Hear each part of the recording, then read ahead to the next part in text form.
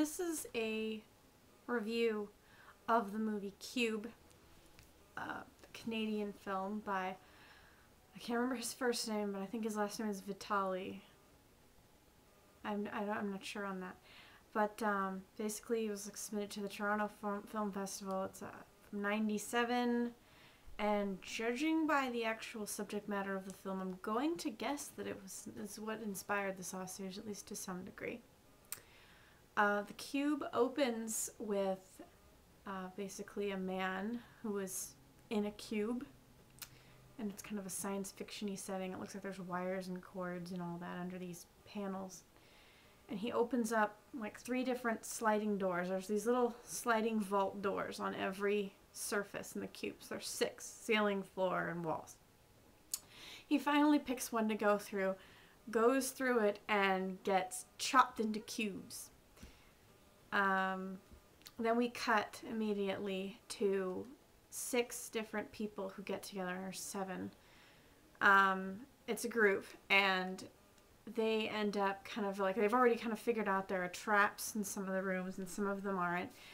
And that at that point they realize that they at least think that they're random. They later on figure out that math has something to do with it. And the whole point of the movie is that they're traveling to get outside of this cube, which they find out is comprised of like 17,000 different rooms, these cube rooms, each one with different vault doors, making this gigantic cube. And each person in the cube has a purpose for being there. One is a math genius, another is a cop, another is cynical, very, and without giving too much away, he has a purpose too, but it doesn't come up until like the 3rd act twist. So there's this kind of, it's a lot like the descent, in that it's not so much that they're trapped in a cube while there is that. It's the descent into madness that the characters experience that makes it interesting, and the absolutely brilliant use of tension in quite a few of the scenes. The cube is not perfect. I will point out its flaws. Basically, first of all, they kill off a really cool character right away, but I wouldn't necessarily call that a flaw, as it doesn't bog down the narrative. The character twists are not that hard to spot for anybody over the age of like 16. That doesn't stop them from being entertaining. The acting is spotty. And when I say spotty, I mean it's like really on in some scenes and really cheesy in others. And, but it was a very low budget, like B-level film. It feels, when you're watching the movie, like it was meant for cult classic status. Like they almost made the movie to achieve being a cult classic, even though a true cult classic never intends for that. It's definitely worth your time if you're into weird sci-fi crap. It's definitely a mindfuck. It's got its moments where of sheer brilliance, and what it sets out to do, it achieves. It does it.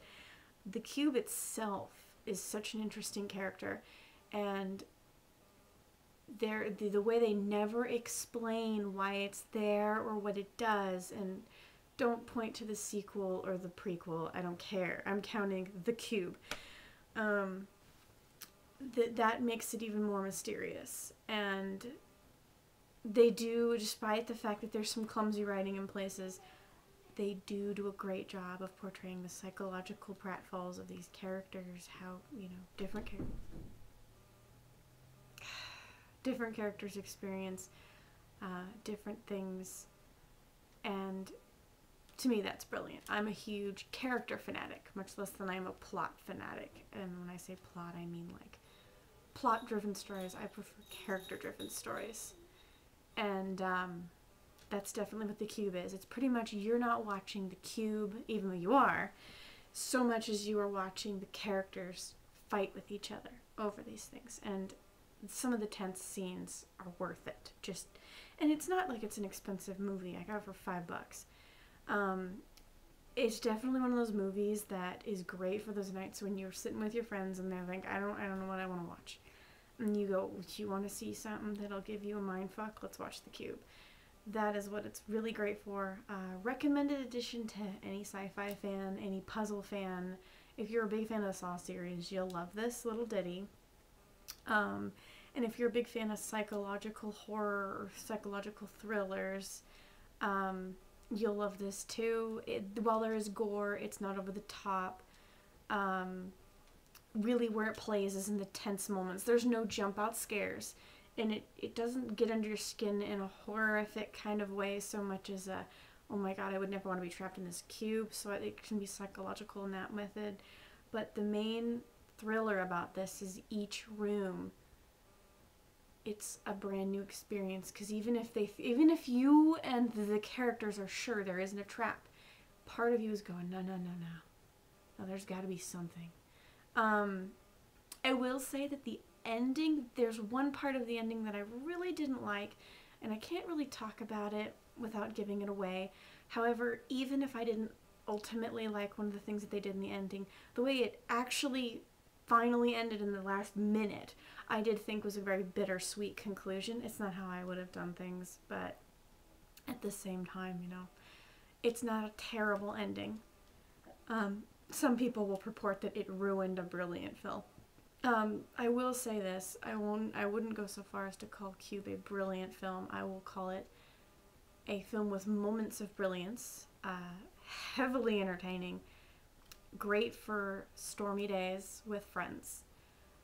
It's not going to change lives, but it will probably get added to any weird, quirky film collection. If you're like me and you've got a lot of odd foreign films and weird cult classics, this is going to join it and you're going to love it. And, well, that's all I really have to say about that. Bye.